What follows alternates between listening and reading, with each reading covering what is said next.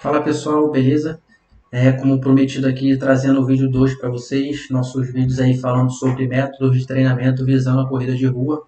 Hoje especificamente vamos estar falando do treinamento intervalado, tá certo? Já falamos do método contínuo, hoje vamos estar falando do método intervalado, ok?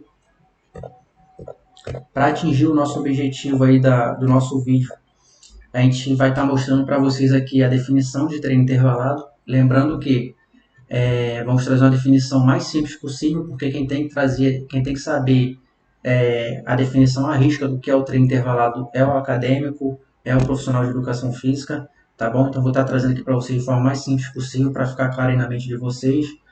Vamos estar apresentando as características desse método e os métodos propriamente dito, que assim como os contínuos têm lá as divisões, o método intervalado ele também possui suas divisões, tá certo? Vamos lá, definição. O que é o método intervalado? É aquele em que o volume de treino é cumprido de forma fracionada, ou seja, a gente pega o volume, lógico que bem menor do que o treinamento contínuo, mas a gente pega esse volume e fraciona ele e coloca intervalos entre eles, tá certo? Essa é a característica do treino intervalado, ou seja, há o estímulo, a recuperação, estímulo, recuperação e assim vai. Ele possui esses intervalos de recuperações, ele pode ser tanto RA quanto RP. O que significa isso? Recuperação ativa e passiva. Eu vou estar mostrando mais para frente para vocês o significado deles, tá bom? E a definição mais importante para mim do treinamento intervalado é essa que a gente vai ver agora. O treino intervalado, o método intervalado, né, ele permite que uma elevada intensidade barra velocidade de treino seja mantida por maior tempo do que aquela possível de se manter com a corrida contínua. O que significa isso? Dou um exemplo aqui para ficar mais fácil para vocês.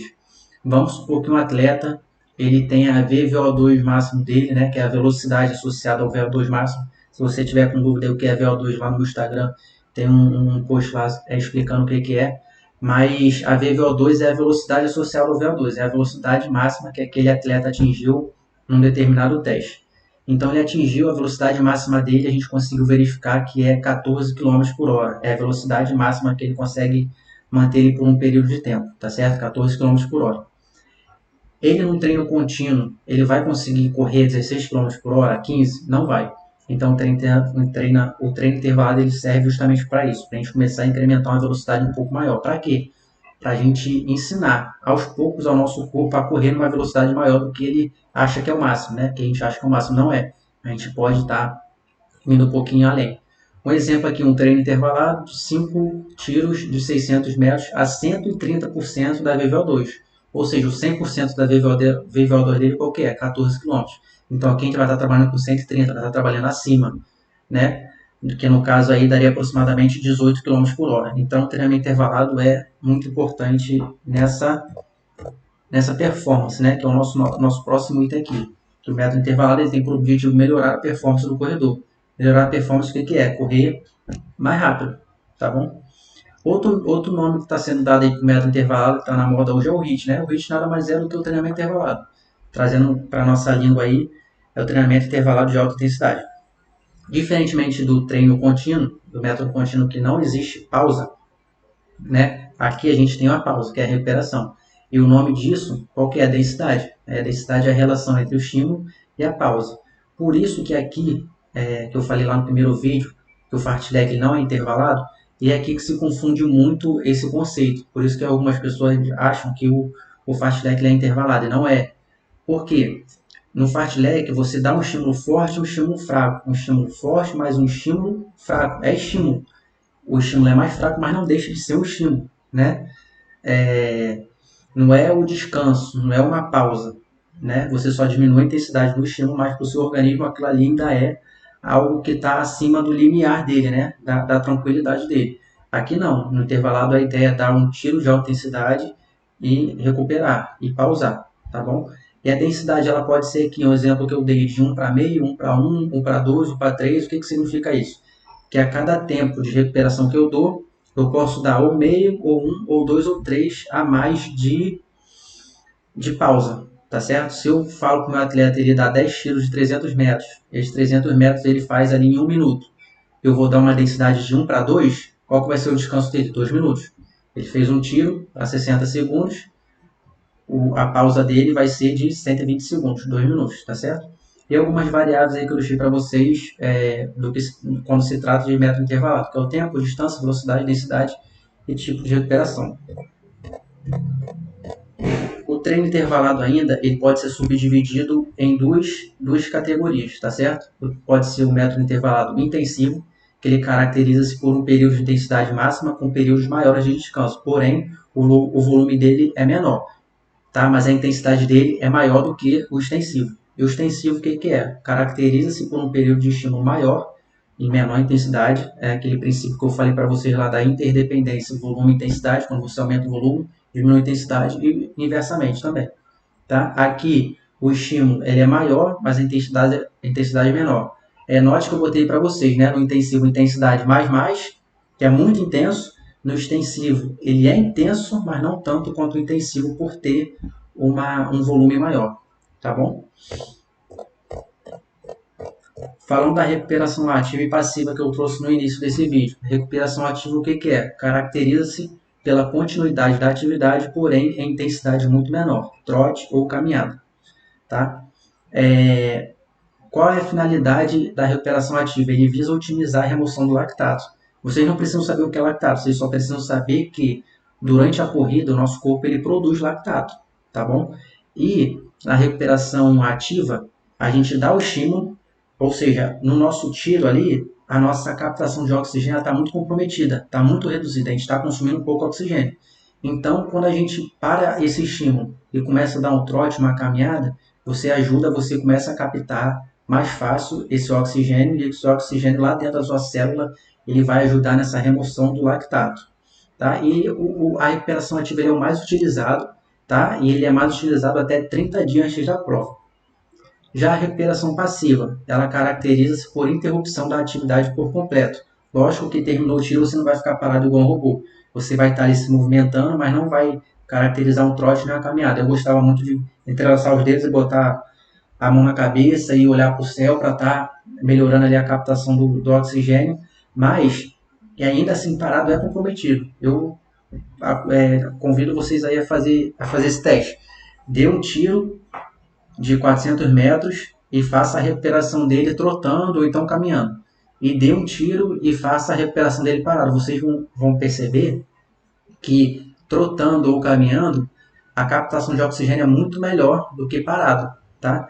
E por que isso? Porque a recuperação passiva, ao contrário da ativa, ela visa otimizar a resistência ao lactato, ou seja, a gente está ensinando o nosso corpo a lidar com esse lactato. Mas por que isso? Na prova, né, você que vai fazer uma prova de corrida de rua, a prova ela tem uma intensidade muito alta, tá certo? Lógico que ela não tem a mesma intensidade do que um treino intervalado, né, até porque aqui, como eu mostrei lá, a gente atinge 130%, 140%, 150% da nossa capacidade. Não vai ser a prova não vai ser um intervalado, mas ainda assim vai ter uma intensidade muito alta. E querendo ou não, nosso corpo ele vai estar produzindo lactato. E a gente tem que ensinar o nosso corpo, que é o que a recuperação passiva traz, a gente tem que ensinar o nosso corpo a ser resistente a esse lactato. O lactato vai estar ali presente no nosso corpo, tem que saber lidar com ele. Então, por isso que a recuperação passiva ela é introduzida até 30 dias antes da prova, certo? Ou seja, hoje é 28 de agosto. Eu tenho a prova no dia 28, 29, lá no final de setembro. Eu tenho um mês aí. Então, nesse mês eu vou trabalhar com recuperação passiva, mais uma vez, para ensinar o nosso corpo a ser resistente a esse lactato. Porque esse lactato ele vai estar sendo produzido na nossa corrida de rua, tá bom? E como eu falei para vocês aí, os tipos, né, de intervalado que tem. Intervalado fixo, caracterizado pelo estímulo e densidade fixo. Né? Um exemplo aqui, 10 tiros de 400 metros para 1,30 e 3 minutos de recuperação ativa. A densidade aqui é o quê? 1 para 2, tá certo? O tempo de recuperação é o dobro do estímulo. Mas é uma coisa bem fixada ali, tá? Bem amarrada. Já o treinamento intervalado progressivo. Ele é caracterizado como blocos, né, progressivos. Um exemplo aqui é 2 tiros de 200, depois mais 2 tiros de 300, depois 2 tiros de 400. Assim como o fartlek, né, como eu falei lá na primeira aula, aqui é bom para dar uma variedade no treino. Às vezes o indivíduo está só fazendo o progressivo, o intervalado fixo, e acaba ficando uma coisa monótona. Aqui é bom para a pessoa estar variando um pouco o treinamento, tá? Caracterizado por um treino com incremento de variações fixas durante os tiros. Já o intervalado regressivo, caracterizado por um treino com incrementos de variações fixas durante os tiros. Variações fixas, como é que é? Ocorre a variação dentro do mesmo treino, porém em blocos. Tá? Você começa ali, um exemplo, com 2 tiros de 400, depois 2 tiros de 300, 2 tiros de 200. Mais uma vez, não gosto, assim como o contínuo, né, regressivo, o intervalo regressivo também eu não gosto muito de utilizar, porque como eu falei no primeiro vídeo, às vezes ali o atleta, o indivíduo, ele não faz um aquecimento correto, de maneira correta, e já começa com um treino muito forte da primeira, e ele pode aumentar aí muito o risco dele de lesão. Já o intervalado variado, né, menos ainda do que o regressivo, eu não gosto de usar, mas ele é caracterizado por um treino com incremento de variações alternadas durante os tiros. Por que eu não gosto muito de utilizar? Além dele poder começar com um estímulo muito forte, né, ele fica ruim de controlar. Né? Se a pessoa for correr na esteira, aí tudo bem, é mais fácil, mas na rua é mais difícil, a pessoa tem que correr o tempo todo olhando para o relógio e não acho muito o caso. Mas tá, na literatura a gente está trazendo aqui para vocês. Basicamente aí tem outros métodos, né, outros modos de fazer, mas o exemplo aqui para ficar caracterizado: 1 minuto a 10 quilômetros, mais 1 minuto a 8 quilômetros, mais 1 minuto a 12, mais 1 minuto a 7. Seria essa alternância. Tá certo? Então o nosso vídeo de hoje é esse, tá?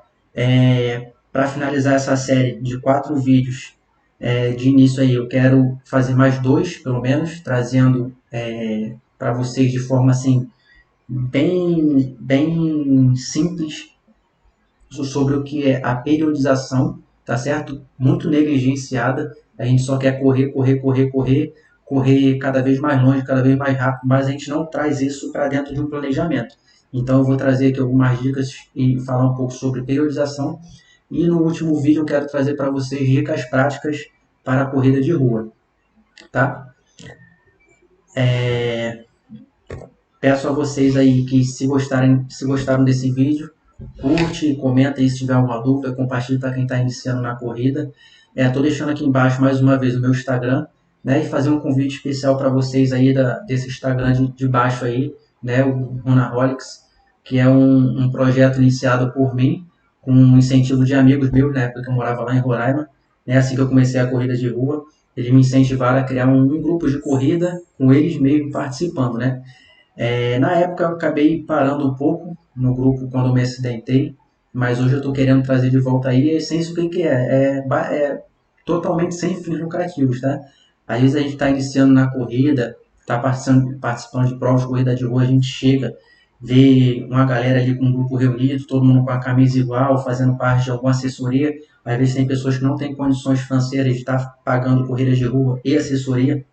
Então a ideia é criar aí pequenos grupos, futuramente, se Deus quiser, no Brasil, que a gente possa estar marcando aí encontros na corrida de rua, tá todo mundo correndo com a mesma camisa para estar divulgando, estar participando realmente de um grupo ali de incentivo, tá bom? A prática de corrida de rua, onde a gente está compartilhando nossos treinos, dando dicas, incentivando outras pessoas que caso fiquem desanimadas no meio do caminho e para se manter motivado também, tá bom?